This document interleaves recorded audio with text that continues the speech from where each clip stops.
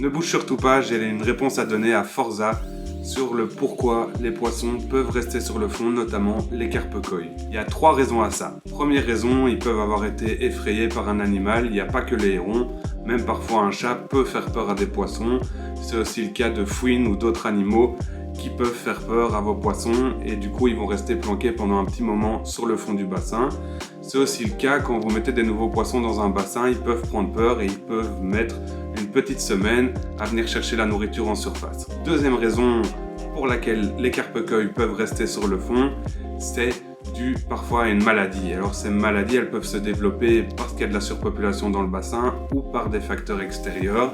Et l'idéal, c'est de réaliser un frottis ou en tout cas bien observer le comportement de vos poissons. On a un collègue liégeois qui disait souvent les poissons restent garés sur le fond du bassin, donc les nageoires restent collées au corps et on voit vraiment les poissons qui ont un comportement bizarre et qui ne vont plus manger.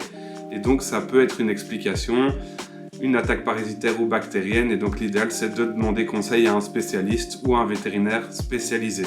Troisième cas, c'est la température. Bon, si vous regardez cette vidéo, ici on est en juin 2022, il fait super bon en France et en Belgique, et donc ça m'étonnerait que les poissons restent sur le fond pour une question de température, sauf si vous avez vidangé récemment votre bassin ou qu'il y a eu des changements d'eau importants, parce que c'est vrai que la carpe-koi est un animal à sang froid, et donc quand la température va diminuer, le poisson justement va ralentir et va presque devenir immobile dans le bassin. Mais quand l'eau remonte en température, bien sûr, le poisson va être super actif.